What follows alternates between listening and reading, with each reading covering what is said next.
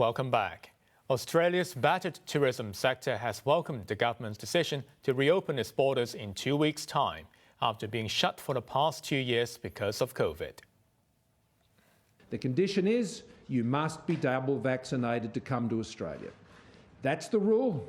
Everyone is expected to abide by it, and it's very important that people understand that requirement if they're seeking to come to Australia. We just want to stress that you will need to provide that proof of vaccination. Your visa is one thing, but your entry into Australia requires you also to be double vaccinated. Morrison's announcement came as Australia reported 23,000 infections today, the lowest this year, and sharply down from a high of 150,000 last month. The country's tourism industry says it lost $72 billion as a result of the travel ban. Tourism-related shares jumped on the news that travel is returning to normal. At least 10 people have been killed and more than 100,000 displaced in a powerful cyclone that lashed the Indian Ocean island nation of Madagascar. People that they were in the shelters have been damaged themselves. So they returned home this morning to try to see if they were, to recover whatever remained of their houses and to find maybe another shelter. But there have been damages in the shelters themselves. Cyclone Batsirai was the second storm to lash the impoverished country in 2 weeks. Southern Madagascar bore the brunt of the cyclone, which triggered massive floods and cut down power lines. Batsirai battered the country as it was trying to recover from an earlier storm that killed 55 people. U.S. troops have arrived in Poland as Washington and its allies stepped up claims that Russia is planning to attack Ukraine. The airborne infantry troops are led by the general, who was the last American soldier to leave Afghanistan in August after the Taliban swept back into power. Other NATO countries shipped massive amounts of military supplies to Ukraine. Moscow says the deployment by the West is provocative and denies it intends to invade its neighbor.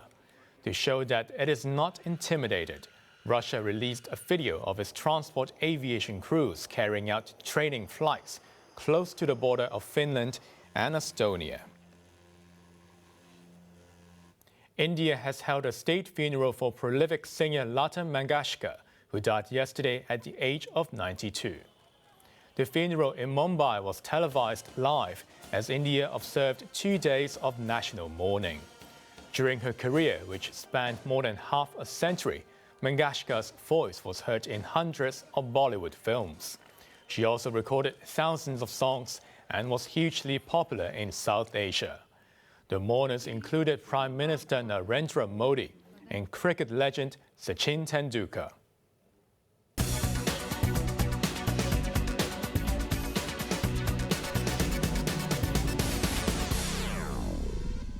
The Hang Seng Index closed little change today as gains by energy firms were offset by losses in tech giants. Brent crude climbed above $93 a barrel to a 7-year high on fears that the Ukraine crisis may hurt oil production in Russia, one of the biggest exporters. CNOOC gained 4.2% and PetroChina rose 3.3%.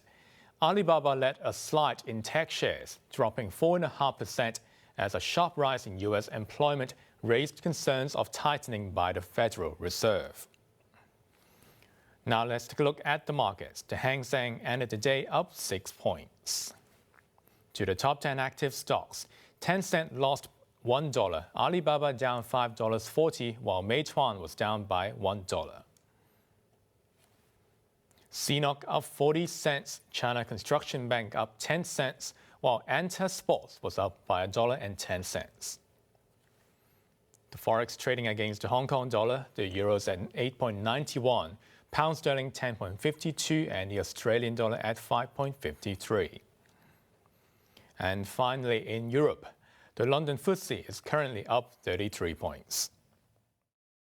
On to the weather now. Cloudy tomorrow with rain in the morning giving way to bright patches.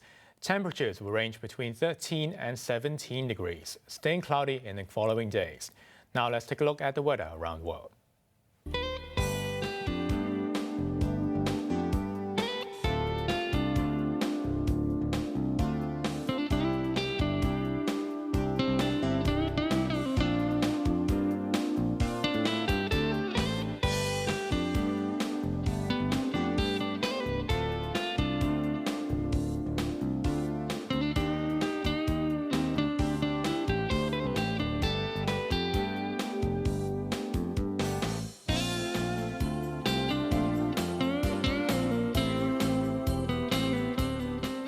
That's our main news for Monday night. Join us for more news at 11. I'm Raymond Yeung. Thanks for watching. Good night.